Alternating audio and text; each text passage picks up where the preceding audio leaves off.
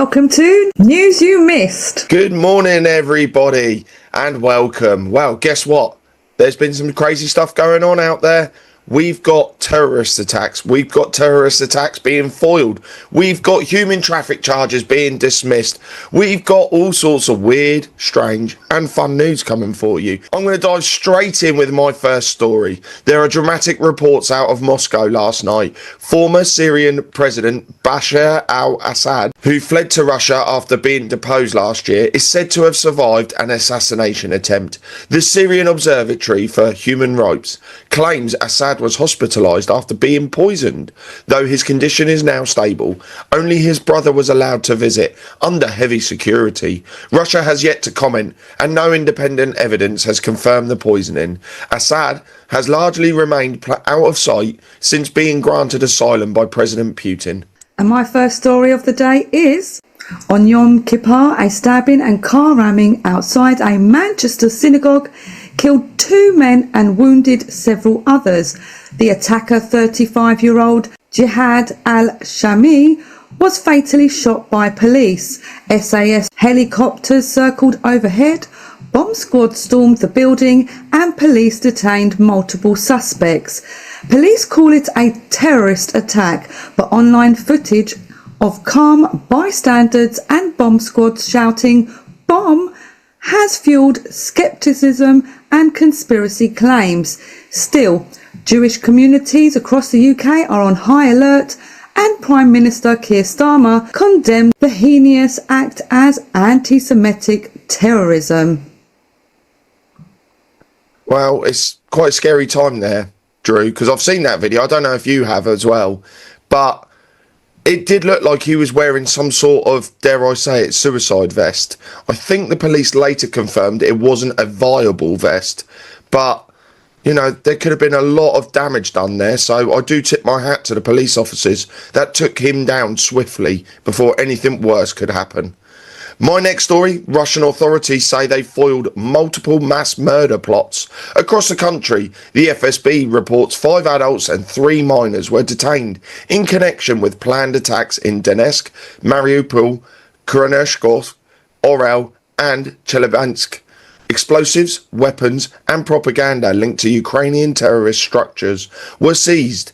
Officials also shut down nearly 60 Telegram channels spreading extremist content. Criminal cases have been opened and preventative measures taken against hundreds more. The FSB says their arrests are part of an ongoing effort to stop online recruitment and violent plots amid the Ukraine conflict. Next up, the US government is shut down, entering its 3rd day. Economic reports are delayed. Partisan brawls rage in Congress.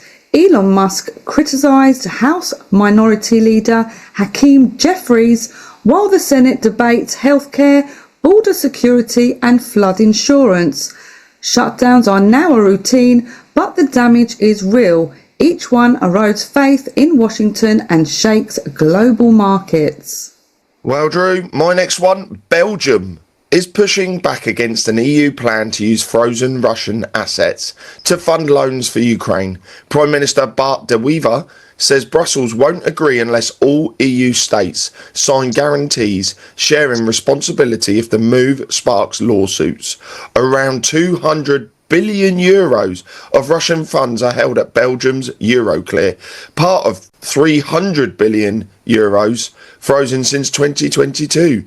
De Wever warned the bloc could face decades of litigation, while Luxembourg also raised legal concerns. Meanwhile, Russia has denounced the plan as theft and threatened prosecution of those involved. Well, Drew, it was only a matter of time before the EU bloc couldn't keep their greedy hands off of that frozen Russian money. It started off with stealing the interest. Now they're trying to steal the principal. They are going to be in hot water with Russia. You can see it coming. So following on from that, Paul, the EU advanced new sanctions on Russia targeting over 560 shadow fleet vessels. Brussels also announced steel import tariffs rising to 50%. Europe is doubling down on sanctions. Moscow's response could be severe, ranging from energy disruptions to hybrid warfare. And my next story: The human trafficking case against Andrew and Tristan Tate has been sent back to prosecutors in Romania for further review. The Bucharest Court of Appeals ruled the case cannot proceed to trial in its current form, citing irregularities in the indictment and removing some evidence. The brothers, accused of trafficking and sexually exploiting women, strongly deny the charges. This marks another setback for prosecutors, who continue to investigate, including new allegations of trafficking minors and money laundering.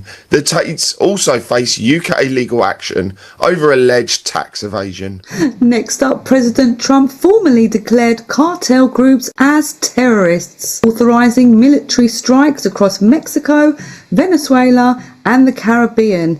Analysts believe US forces may be preparing to seize Venezuelan ports and airfields. This transforms the war on drugs into an international military campaign. The risk mission creep into Latin America with open-ended US involvement. Well, my next one, going over to Australia. The sunscreen scandal in Australia is escalating, with 18 products now pulled from shelves over safety concerns. Tests showed some popular sunscreens, including Ultraviolet's Lean Screen, offered far less protection than advertised, SPF 4 instead of SPF 50. Regulators have raised serious questions about a US lab that tested these products, and manufacturers using the same base formula have halted production. With Australia facing the world's highest rates of skin cancer, the Therapeutic Goods Administration is reviewing SPF testing standards and warning consumers to be cautious while investigations continue. Next up, Trump proposed tariff rebate checks for $1,000 to $2,000 for citizens and a $10 billion bailout for US farmers. Short-term politics wins, long-term debt worries. These moves reinforce inflation fears and push investors towards gold, silver, and Bitcoin. I'll tell you what, Drew, I do like a bit of gold, silver and Bitcoin, I'm not going to lie to you. Well, Israel has intercepted the global Samud flotilla en route to Gaza, sparking worldwide protests in cities including Istanbul, Rome, Buenos Aires and Berlin. At least 44 countries were represented on the 500-person flotilla.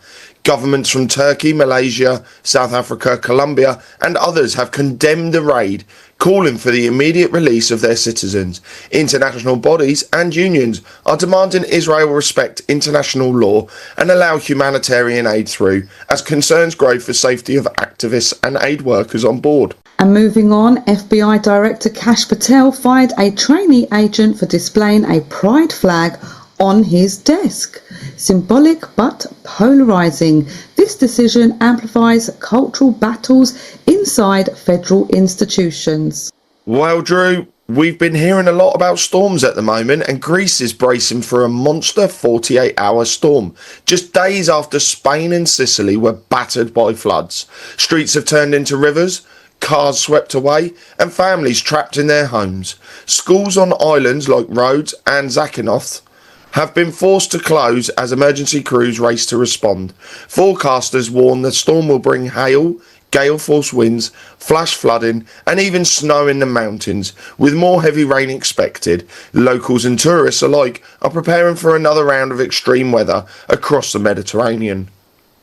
And moving on, a Marine veteran attacked a church in Grand Blanc, Michigan, killing 4 and injuring 8.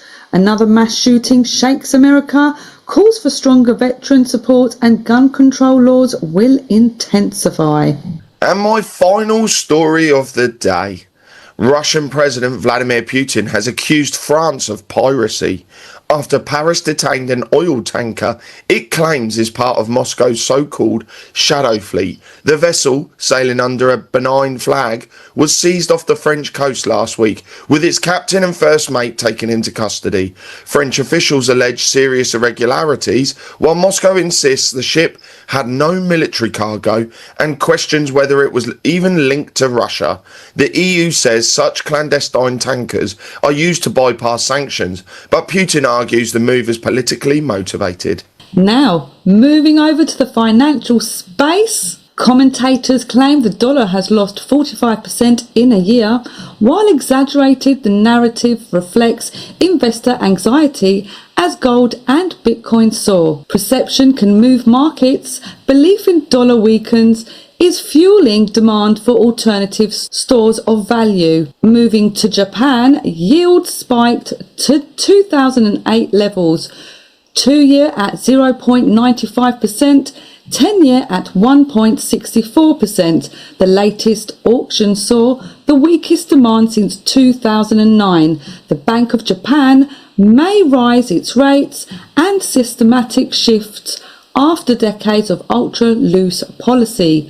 Global markets will feel the impact. Moving to gold and silver, gold trades at $3,908. Silver is at $47, but RSI indicators warn a possible correction, declared both metals legal tender. Gold remains a safe haven. Silver looks speculative. Political acceptance of metals as currency is a symbolic shift. Next up, Nvidia stocks hit $190, making it the first company worth $4.6 trillion. Netflix, meanwhile, lost $15 billion as subscribers cancelled over woke content. AI is minting new market leaders, but cultural controversies can sink entertainment giants overnight. Now, over to my favourite crypto. Bitcoin holds above $119,000, with Citibank predicting $181,000 and JP Morgan $165,000. XRP and XLM are climbing. BlackRock's Bitcoin Trust surged into the top 20 ETFs. Thailand expanded ETFs beyond Bitcoin to Ethereum and Ripple. Nasdaq listed shares are being tokenized on Ethereum, and Avalanche is pursuing a $675 million back deal. Crypto is rapidly institutionalizing. October could be a breakout month, but volatility and regulation remain looming risks. If you want to know the latest hacks, scams and cybersecurity, come on over to my Patreon for free. Well, everybody, that brings us to the end of the news. On Friday, the 3rd of October, 2025, we are blitzing through October. It is not failing to show us what is going on out there in the world. And for all those out there who want to understand what's going on beneath the surface, this stuff we are not allowed to tell you out on the mainstream media, because quite frankly, we'll get taken down. Head over to charlieward.com, sign up for the Insiders Club. You can join us live every Wednesday and Saturday, where you get to ask the questions that are burning inside you about what's really going on out there. So all that's left for me to say is to take care, God bless, and see you all soon. Bye now. Bye bye.